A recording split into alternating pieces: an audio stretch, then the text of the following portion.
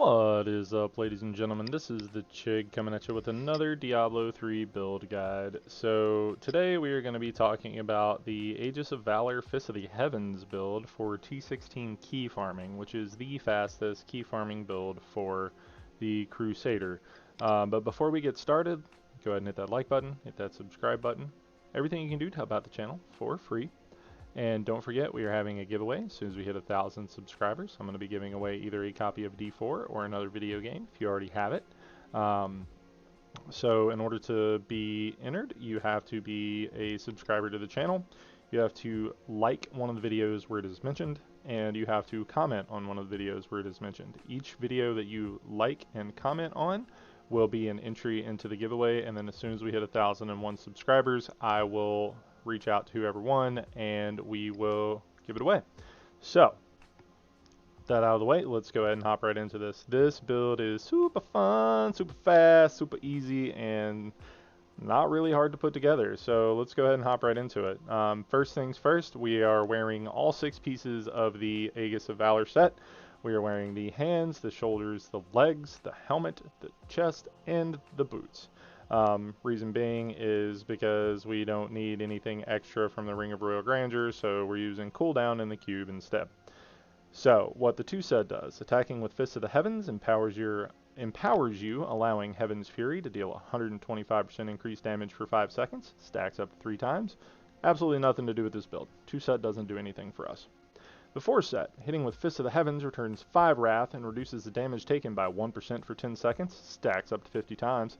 We do use that. We are really squishy until we start to get picking up gold, so that's where we're at. We need to pick up gold, we need to get armor, we're squishy starting out.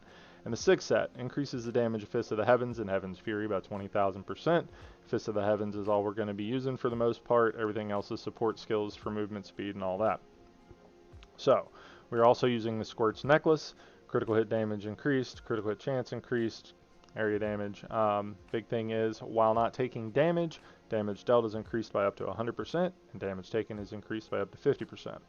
We're using the Warzekian Arm Guards. Every time you destroy a wreckable object, you gain a short burst of speed. We are just trying to go fast.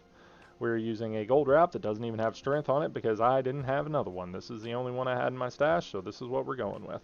On gold pickup, you gain armor for 5 seconds equal to the amount picked up.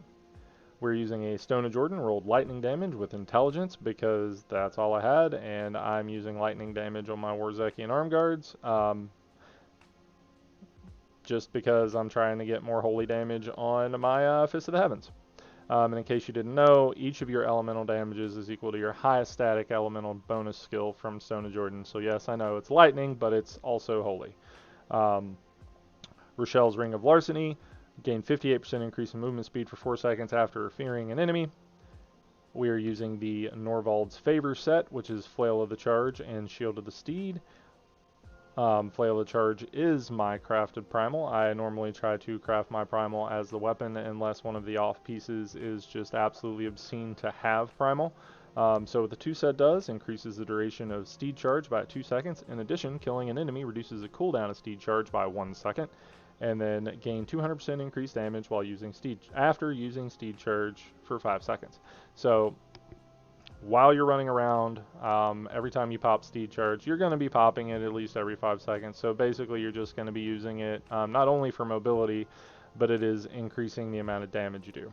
The gems we are using just diamonds everywhere. We have cooldown in the hat. We have resistances in the armor because we are kind of squishy. We have an emerald in the weapon for increased critical hit damage. We're using Zaya's Stone of Vengeance because we're not really standing close to anything. We are literally just zapping them from afar. We're using Boon of the Hoarder to get more gold to stack up for gold wrap to make us basically invincible. And we're using Gogok of Swiftness, and the reason we're using that is because cooldown is our biggest stat. In the cube, we are using a Dark Light rather, not Dark Flight. I'm thinking about beer apparently. Fist of the Heavens now casts twice and deals 1,000% more damage.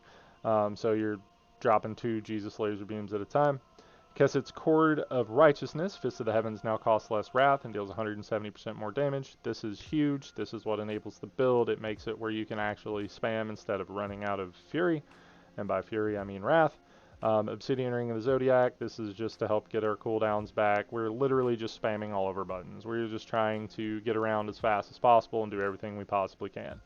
So let's take a look at the skills. Acrobat's Champion Prophet, basically just here for an extra cheat death just in case we get bonked. That's fine. The damage is a bonus, but it's pretty much just so we don't get bonked because we're one-shotting stuff anyway. Laws of Hope, this is giving us life per second, which is but the thing is, you get a shield and you're able to move faster. So when you pop this, you got more move speed. It's basically just a mini sprint. Steed Charge, so we're just running around on the steed, right? Doesn't really matter. I'm using the fire rune, who cares? Fist of the Heavens, we are using Divine Well. Just because like it does this little AoE thing that kind of zaps stuff around it. So I mean, it doesn't really matter which one you really use in T16, but this one works pretty well, so that's one I'm using. Provoke, we're using this to proc Rochelle's Ring of Larceny. It generates wrath, which doesn't really matter because we're not going but it fears enemies, so you run faster. It's literally just a mini sprint. That's all it's for, is to pop to fear enemies to run faster. And then Iron Skin absorbs damage. If you take damage while it's active, you gain movement speed. So everything here is just movement speed for the most part, except for Fist of the Heavens and Acrobat's Champion. We're using Finery because this is a free 15% extra strength. Like I said in the last video, this is, in my opinion, the best passive in the game. It's 15% base stat for free. Heavenly Strength, so we can put the two-hander in the main hand. Long Arm of the Law makes your laws last longer, so when you pop your laws, they last longer. See, that lasts a hot minute. And we got Sprint right now, right? So, and then Indestructible, just in case we get bonked before we are able to get rolling.